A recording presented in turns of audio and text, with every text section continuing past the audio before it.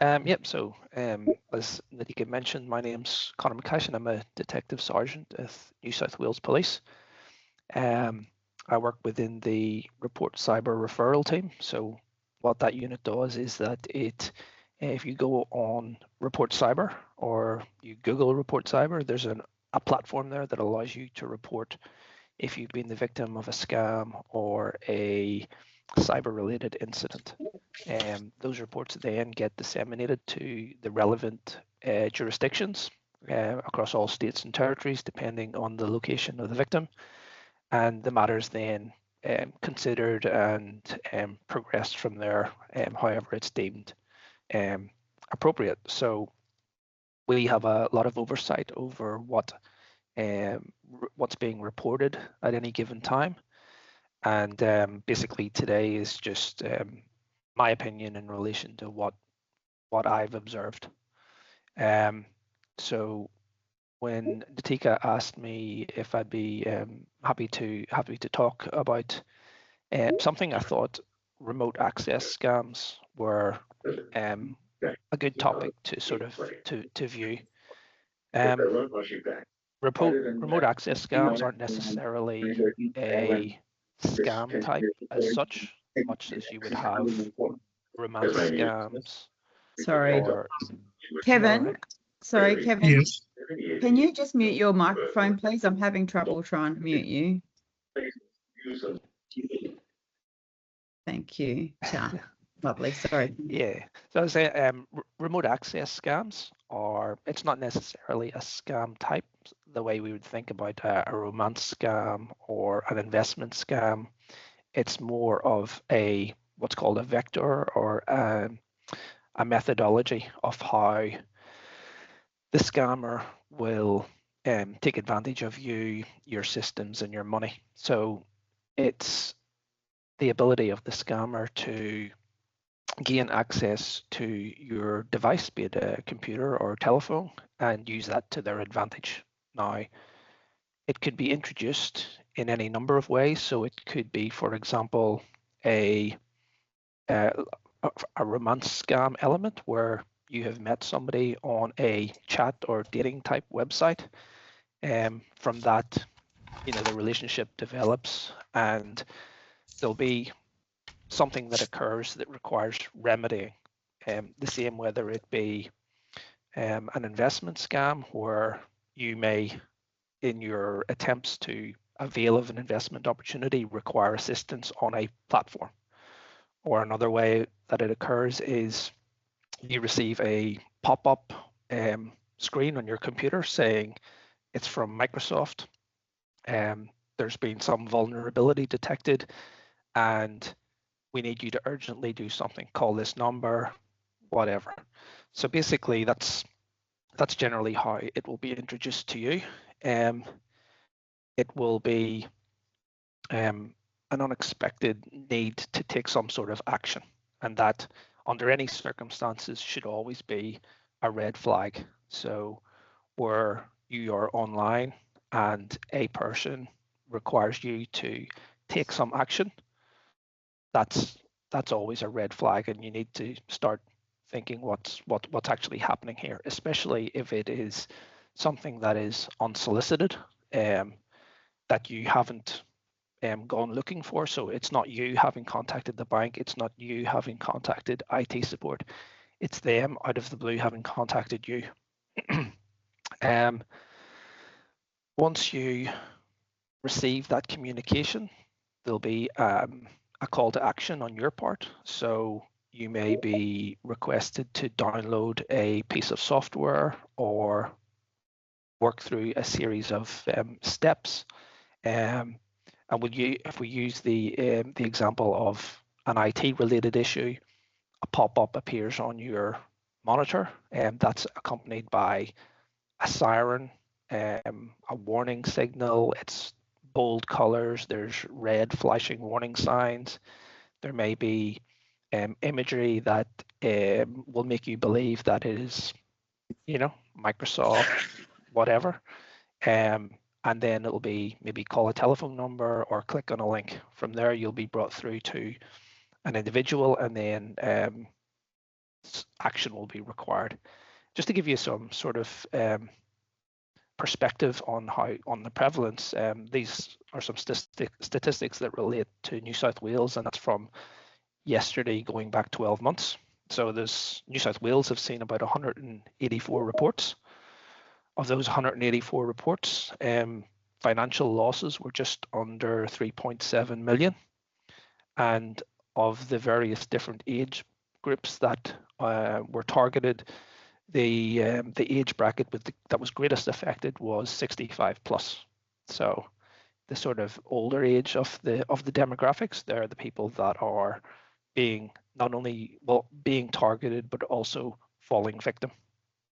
I give you some ideas about how to spot the scams. They'll often use some trusted organizations, so the likes of your telecom provider, your banks, internet service providers, streaming services, and IT services.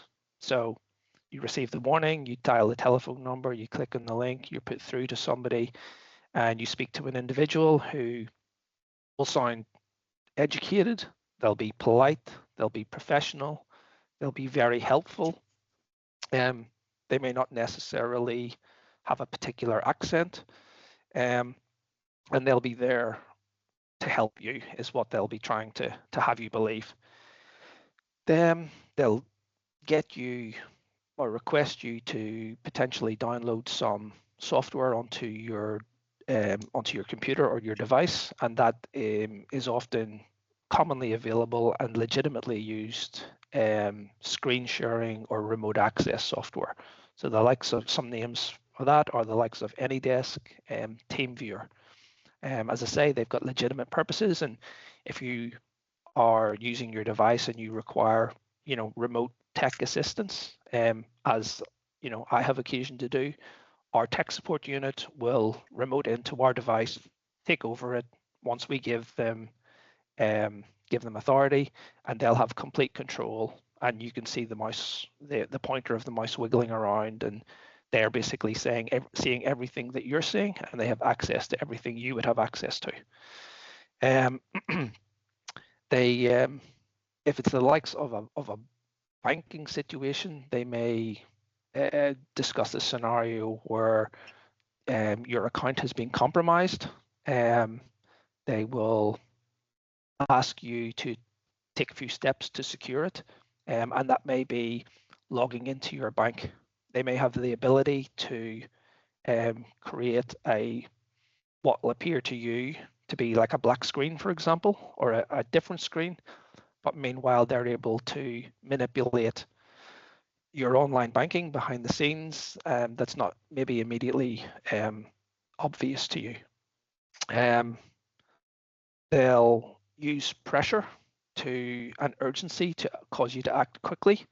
They may use scenarios that you're helping in the investigation of a hacker, or you're assisting in the investigation of a banking employee that's acting fraudulently, and your account's being targeted, and be it the bank or law enforcement require your assistance to tackle the situation. They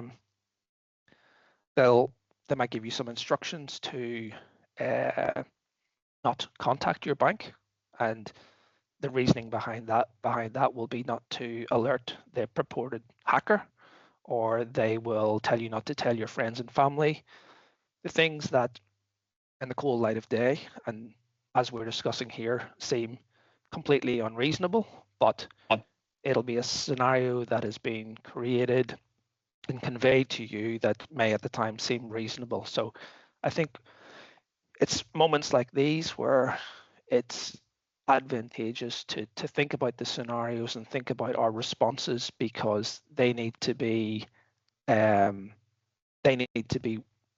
actions that we're taking whenever we're in the situation, rather than in the heat of it when we're being told a lot of concerning and scary information. Once they download the software, as I say, they have access to your device. They have access to your photographs, to your documents, everything that everything that if you were to open the door of your house and allow someone in, they would have the same access. And I think that's what you need to think about whenever actions like these are taken. You wouldn't invite a stranger in out of the street. If you were doing your banking, you wouldn't show the stranger your screen and give them, the opportunity to type on your keyboard. So if you give somebody access to your device, that's basically what you're doing. I'd sort of obtained a couple of examples, and these are real world examples that have obviously been anonymized. But if you're happy for me just to go over a few of those, I don't mind just giving you an idea. So this was an example that resulted in a $17,000 loss, and the victim was in their 80s. They were contacted by, and excuse me from reading, looking down because I'm just reading from this. They were contacted by telephone, and an individual spoke to them claiming to be from a well-known bank. They told them that they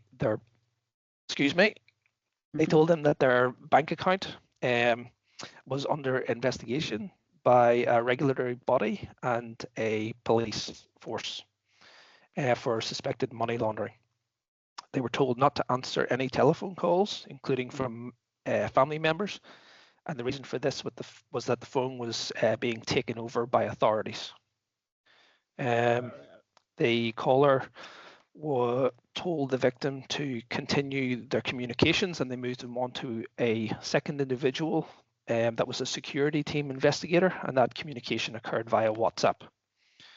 Now, the victim had no use of social media or online applications, but they were instructed to download WhatsApp as well as some remote access software.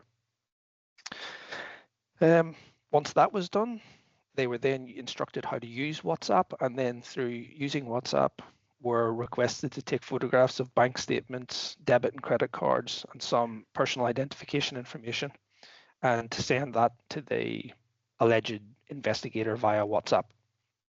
They were then asked to put their debit and credit cards into a secure black envelope because they were being seized by the authorities, and they were told to a courier would attend their address and hand them over. All of this occurred. So a rideshare driver arrived at the house, took receipt of the cards, and then simultaneously there were funds withdrawn from the victim's bank account and transferred via Western Union. There was further attempted withdrawals, but at that time then the victim's legitimate bank became aware. So all like pretty scary stuff, pretty sophisticated. They were using a lot of terminology and applications that weren't being that the victim wasn't familiar with, and that was used to their advantage. Another example is of an individual. This led to around about a $600 loss. They were on I don't know if you want to do. Someone's got their hand up. I don't know if you want to the end. That's or Ralph. I'm just going to give Ralph a call, so I'll mute my mic while I give him a call. Okay, no problem. Yeah. So the other one was a person was browsing online, and they were looking at sheet music in relation to playing an instrument. They had a warning screen pop up on their monitor. This led them to call a number. When they called the number, they were told that their actions were disrupting other viewers of this sheet music, and that the issue needed to be resolved immediately. The victim panics. They calls the number, and it's answered by somebody claiming they could resolve the issue. Okay. He stated that he needed to access the victim's computer. Sound. to investigate and provided a series of instructions that allowed that person access to the victim's laptop. Microphone, down arrow. For a particular reason, the person asked the victim to provide some personal information that included their date of birth, address, phone number. They also included their bank details. And then they were asked to send a photo of their bank card to confirm, which they did. Right. Go ahead. They were then told that there was issues with their banking and that they needed to, they were going to be sent a verification number. So they receive a text saying that with a verification number, and then the scammer on the telephone asks them to repeat the verification number. Now, what's happening in the background, I suspect in this instance, is that the person has access to the victim's bank account. They've then gone through the process of transferring funds out of the victim's bank account. That's required two-factor authentication, and the bank legitimately has sent the victim the code to facilitate the transaction. Knowing that this would occur, the scammers have then asked for that code in the guise of verifying. When they've received the code, then they've used that to complete the transfer of the money out. As all that's happening, there's a screen with the victim describes, white text appearing, and then it continues. They're told to leave the screen, leave the computer, and walk away. 20 to 30 minutes later, they go back. Everything's back to normal, but yeah, on closer inspection, the victims lost around about $670. So there are just a couple of real life examples of how people can be targeted, how quickly it can happen, and how scammers will use existing systems against you, and how they will circumvent the securities that are afforded by the likes of two-factor authentication. So how to keep yourself unsafe?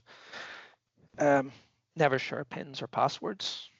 Never give someone access to your device unless it's trusted. It's something that you have sought out. Don't confirm one-time passwords or codes.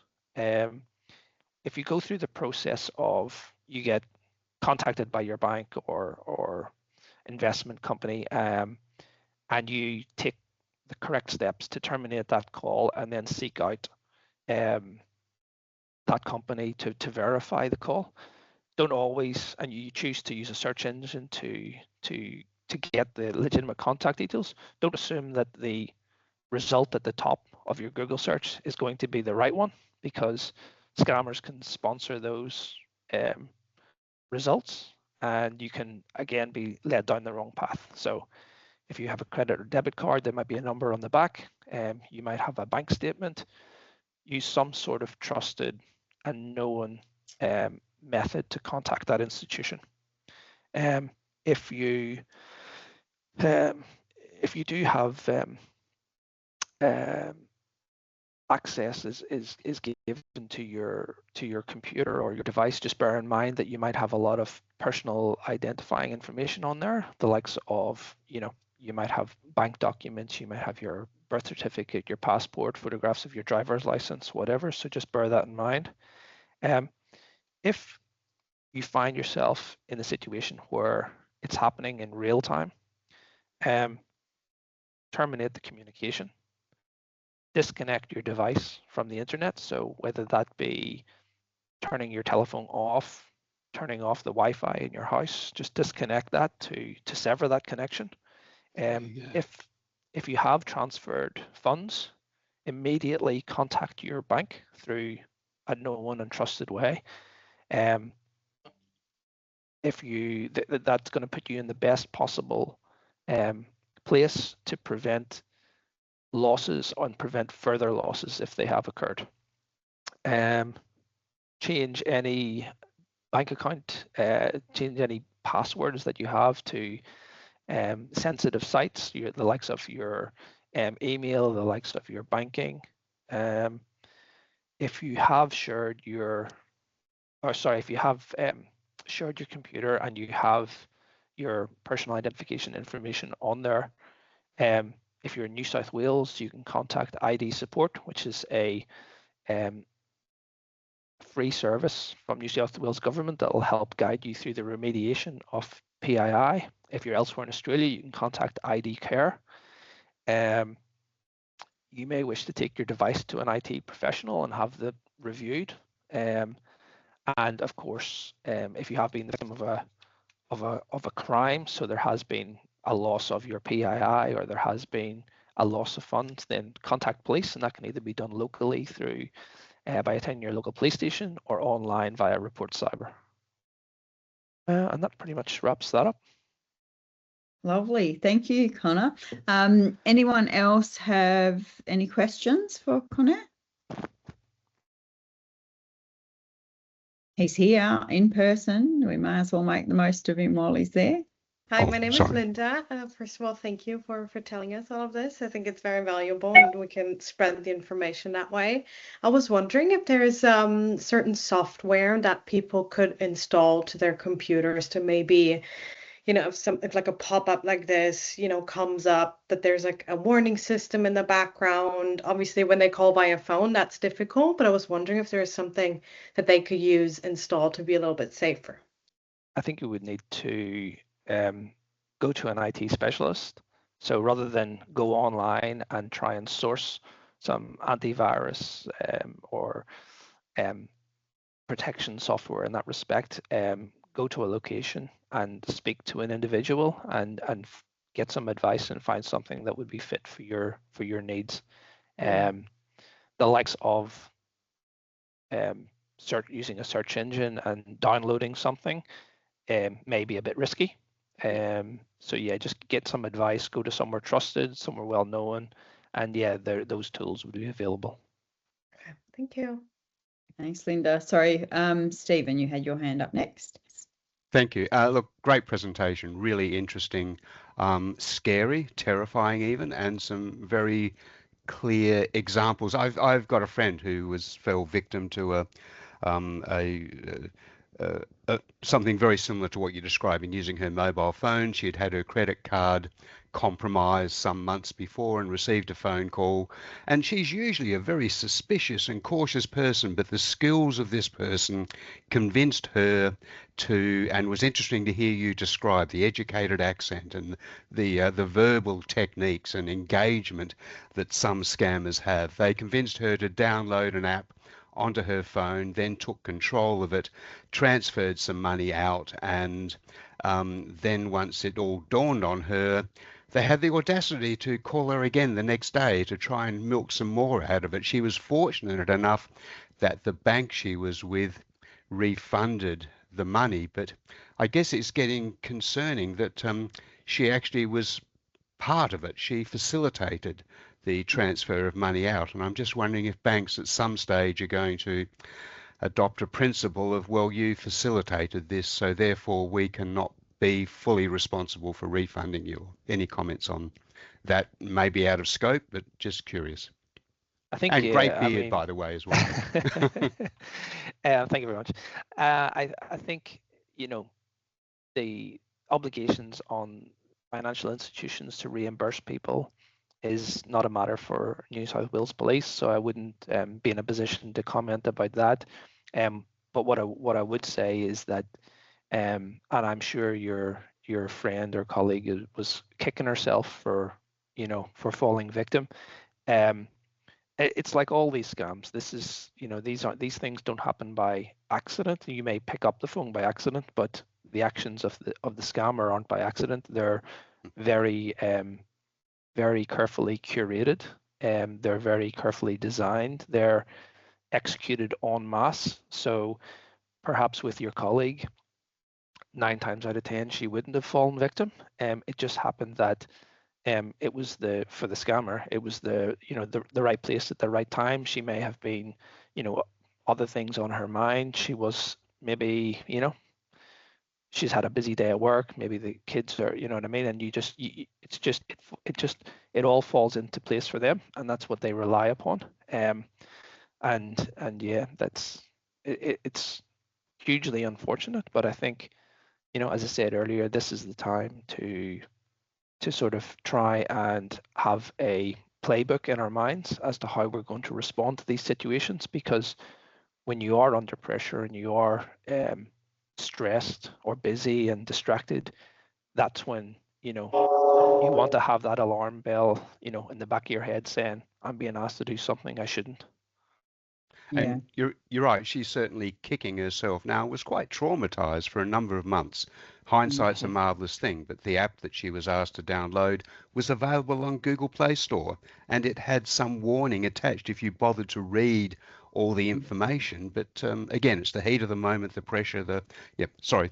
Thank you very much. They use very sophisticated language, influential models of language, and these are scripts that are scripted and tested, and that's why it's so convincing for people. It's very and a lot of these other ones, I've spoken before about a podcast called The Scam Factory, and it's from the perspective of people who are people smuggled into these big scam factories, and the scripts that they're given and the pressures that they're put under. A lot of those people aren't there willingly. They've been tricked into because they've employed those same tactics. Most people wouldn't sort of fall for that, but yeah, it's just, and I think, Connaire, do you find that there's probably a lot of underreporting for this sort of scam? People are embarrassed. I think that's a very, very good point. Underreporting in cybercrime is well accepted and significant. I think that's probably for a number of reasons. Generally, it may be the case that the financial sum is what they perceive to be nominal. There's a belief that the funds won't be recovered. Embarrassment, and I guess apathy that these things are going to happen. So yeah, those things are significant. They're significant in that they, I guess, fail to cast a real spotlight on how prevalent, the scams are. So, I would certainly urge where there's been a loss, financial loss, for example, and if you've been the victim of a crime, report cyber and let the police know. If it is you just have information to provide because you suspect something has occurred, then yep, scam watch, for example. But report. Yeah. The squeaky wheel gets the oil. Beatrix. Oh, thank you. Look, Connaire, I had 2 occasions where I had problems with my smart TV. It's an LG TV, and so I contacted their customer service, and I was eventually, they asked me if they could help me via remote support. And I was a bit reluctant about it, but I was desperate and they seemed legit. So I said, yeah. And so they went through this process, and they even took photos of my TV settings via my iPhone. And it all went very well, and they fixed my TV. So I was very happy. And I trusted them because they're a large organisation. So my question is it reasonable for us to trust organisations like that when we contact their customer support? I think it's everything is a case-by-case basis. What I would say is that, in your circumstances, it was you sought them out, not the other way around. So you have to, I think all cyber security related considerations are, what you're looking to achieve out of it versus what your appetite for risk is. Now, it was you that had known issues with your television. You have presumably obtained some telephone number to that you use to get assistance, and they've responded to you. The issue comes where you're watching your television. There's no dramas at all, and you know, in this instance, LG contact you out of the blue and say, oh, by the way, Beatrix, there's an issue with your television. We just want to jump in and fix it for you. Now that would be a cause for concern, because none of those things, you know, you were aware of to begin with. You know, your television's working fine, just as maybe your bank account's fine, or your laptop's working fine. So yeah, that's the balance, is where, you know, the actions that are that are raising the red flags are appearing, versus you proactively, you know, seeking out a solution to a problem. I hope, if that makes any sense. Okay, thank you. Right, thanks, Beatrix. David, how did you go? Can you hear me now? Yes, we can. Perfect. Yay. Okay, I used to work for a mob called Silver Fox. Silver Fox was a drop-in centre for seniors who had problems with their devices. One lady, lady came in and said, I've been scammed, and I asked her what happened. And she said, well, I was contacted by a company, and I'm not going to mention the name because I won't tell you what's Microsoft. Anyway, what happened? She said, oh, this young guy I was talking to, he was lovely. He was talking about our family, my family, his family, about holidays we'd been on. Kept her talking for about 3 hours. And then she found out that he'd accessed her computer because she gave him access, and she'd lost the money out of the bank. So when I was talking to her, I said, well, how did he get all the passwords? And she said, I'll show you. So she showed me on her computer a list of all her passwords. They had company name, her email address, and then the password. No, so what I said to her, okay, what you got to do when you go home is change all your password. So she went home and fixed it, I believe, I don't know, but she had every password in there. Yeah. Yeah. I would be encouraging people not to do that at all, even with the document on their, especially with the document on their computer, and telling her to change all of her passwords was the right thing. And somebody who doesn't want to do that is opening themselves up. If they've had access and they've seen that, it's likely that they're going to make a record of them, and they can go back at any time and access that. Password managers are really good these days. If you're on Apple, you've got a free passwords manager on there. Google Password Manager is also a great option. So they're free options.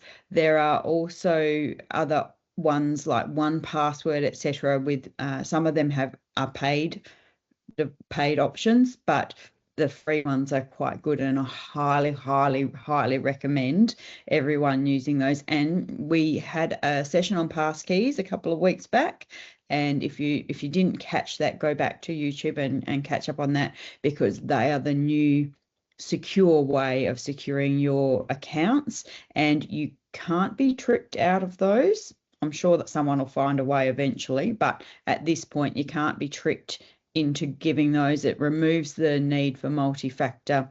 You can't go to a dodgy website and put in your passkey, because it has to be the legitimate website's got a public facing key, and your device has the private facing key, and they meet up, and that's what unlocks the door. So they're a really good option for people, and you don't need passwords, but passwords are the failover at the moment, so there's still a risk. So don't leave them lying around on your digital devices. Sorry, I jumped in over you, Connaire, with that one. No, all good advice. Yeah, David. Yeah, sorry. I mean, I think you know, the advice was good that you gave to your friend. Passwords are always going to be, you know, a vulnerable point. And with all these things, it's security, you know, balanced with convenience. Yeah, so like as Natika says, you know, password managers are a sort of a great way to find that balance. Sorry, David, you put your hand up again. I did, yes. Yeah. I have fun with scammers when they ring on your phone. I had this guy ring me one night, and he said to me, how you going? And I said, I'm going very well, thank you. In other words, what I did, I gave an old person's voice. And he said, where's your computer? I said, it's in my computer room. And he wanted access to it. And I said, okay. I'm in the lounge room, by the way. And he said, I want access to it, blah, blah, blah. And gave me all these reasons why. And he said, I said, I've got my computer on now. And he said, okay, well, what I want you to do is click on the left hand, the window. And I said, oh, you mean near the clock? But there's nothing happens there. And I kept leading him on because I know my computer, but he kept going on. And in the end, he said, you're an effing idiot. I said, no, you're the idiot, mate. You've just been scammed by me for 18 minutes. And I do that all the time now. If I pick the phone up and they're there, oh, yes, mate, what are you talking about? Yeah. And I have fun. Yeah. I have fun with them. You sound exactly like my dad, David. He does exactly the same thing, waste their time. I know that there's an English phone company, I think it is in England, they've set up an AI persona who answers scam calls for people, and she sounds like an older lady, and she starts talking to them about everything and anything and wastes the scammer's time. So the theory is that the longer the scammer's on the call to this bot, the less time they're actually scamming someone. So, you know, I'm waiting for Telstra to bring that in as well. So, yeah. Awesome. Thanks, David. Steph, you've got your hand up. Steph Lancaster. Oh, right, thank you. I'm just curious with like emails, how I can receive an email that appears totally to be from the provider that I know. And as it happens, it's to pay an invoice. And when I check the return email address, I know it's wrong. So I wanted to know how that error happens. I can give you more details, but does that make sense? Yeah. So the email's been spoofed, is that? So I've been with one well-known company with email and access to the internet and stuff, and then they what's the word, subcontracted off the emails to another business. And so I know that business's email address, and what I was receiving come time to pay the another subscription, another year, was an email that looked precisely like it was from the subcontracted business. But the clue that I got was I'd already paid the invoice the day before, and then when I looked at the return address, it wasn't the normal return address of the subcontracted email provider. So where is the fault when someone can send an email that looks exactly like the approved provider? Yeah, I mean, there's various techniques to achieving that approach to try and get you to transfer money to the incorrect the address, and those may be compromises on another system that's used by that organization.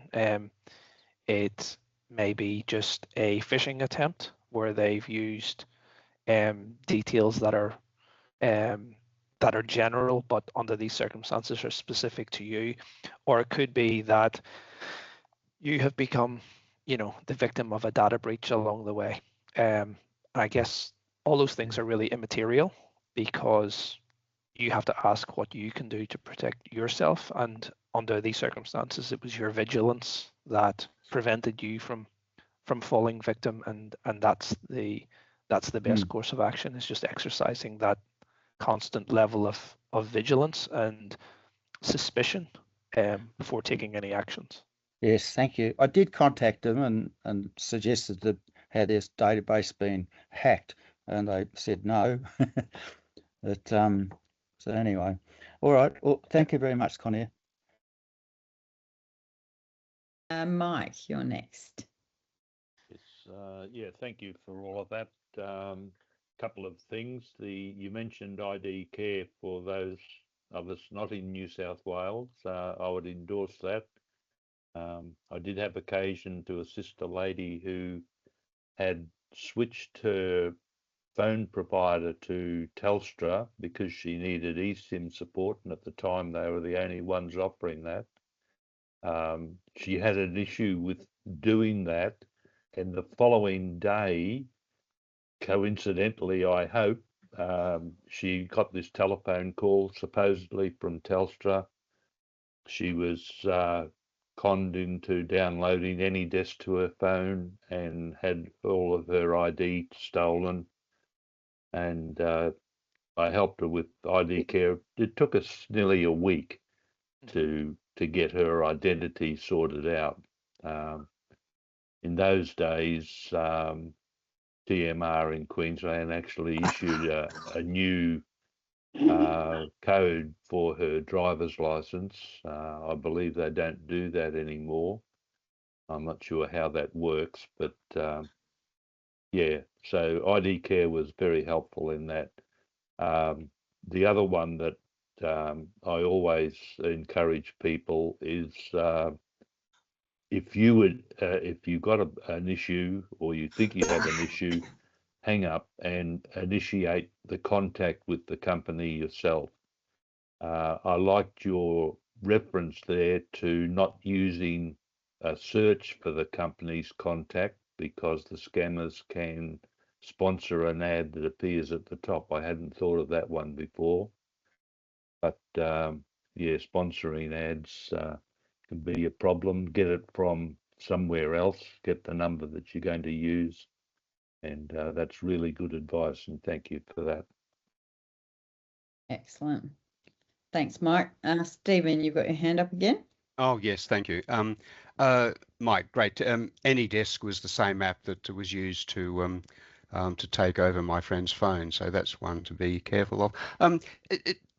Are companies obliged to report a data breach, or may a company not be aware that there's been a data breach? It just seems to be. I mean, I've received emails that would suggest that a company's data security has been compromised, but I've had no notification. So I'm just curious about the legal requirements to notify customers of data breaches. I know, for example, in New South Wales that there are certain obligations to certain companies under certain circumstances. So that may be related to turnover, business size, those sorts of parameters that would probably, give an indication of the potential significance of a data breach. So if you think of the big ones that have occurred, Optus, the likes of that, Yeah. So those ones, there's 100%. There's legislated obligations on reporting. Yeah. So any company that turns over, I think the figure is 3 million. They have obligatory data breach reporting requirements under a federal legislation. But other than that, anything smaller. But it is best practice for businesses. And a data breach can be as simple as you've dropped your USB stick with all your clients' personal information on it, and it's not got a password on it, it's not locked. So, it could be as simple as that. So any inadvertent access to personal information, names, dates of birth, addresses, etc., is classed as a data breach. So I don't know. Sorry, just your members aware of the website. Have you been pawned? We have talked about it in the past, but that is really an indication of whether your email address and potentially your password is featured in a more localized data breach. Yeah, of which mine has numerous times. Yes, I was in as an Optus customer when they got breached. So I'm just going to try and find the actual link and pop that in for you all, because it's spelt quite weirdly. Have I been pwnd, I think it is, .com. But also your password managers are also quite good at letting you know if your details have been leaked. Yeah, so I've got that link there. I'm going to pop that in the chat for those of you who can access the chat panel. So there's a link there that you should be able to, and then you just pop your email address into that link if you can access the chat, and that will tell you if those if that email address has appeared in a data breach. So, but again, your passwords managers will also let you know, and they'll also tell you off for using the same password on multiple accounts, which is a big no. Yeah, very good. All right, well, thank you, everybody. Is there anything else that anyone would like to ask Connor? No. I had one final thing just to mention myself, and having, given a number of sort of like chats or participated in chats similar to this, it all is very doom and gloom, and it's a lot of sort of, something bad is going to happen. But I think, everyone's going to use technology and everyone's going to use it to their advantage. But I would say, regardless as to whether it's remote access scams or it's a romance scam or it's an investment scam, you need to, I like to think that people need to streamline their thought process, and that comes down to a situation that has a sense of urgency and a call for action. So if you've been presented with a situation that requires your immediate attention and it requires you to do something, that's the very moment that you need to stop. Yeah. And that doesn't, I think gone are the days where you need to be polite or there's an expectation to be polite. If I ring someone from my phone at work and all our phone numbers are withheld, I fully expect that the person that answers will not believe that I am who I say I am, and that's fine. I'm glad. So don't, if just hang up the phone if you think you should, and then follow up with your branch with a known telephone number. So that's all I wanted to finish off on, Natika. I think those are some great tips, is that we need to put protective behaviours in with the advent of AI and voice cloning and video cloning and all of that sort of stuff. We need to have these conversations with our family, because without a doubt, I think that is going to be turned on us. Who remembers the SMS scams? Hey, mum, I've lost my phone. I got a few of those, and I was ignoring one particular persistent texter, and in the end I text back and said, what's the password? So I have spoken with my family. We have come up with a word that if they are in trouble and they need me and they're off someone else's phone or anything like that, then they will tell me that word. And it's not, we haven't put it online or anything like that. It's just one that we all talk about, and we know that if we say that word, then that's really them. So, we need to come up with those sorts of things for our club members and our friends and our communities, so that we are actively, and it, like Connor said, it's totally okay to hang up. It's totally okay to say, well, can you please give me a reference number and give me your employee ID? And then when you hang up, you go and ring the bank or the telco or whoever it is from the known number, and you say, this is the reference.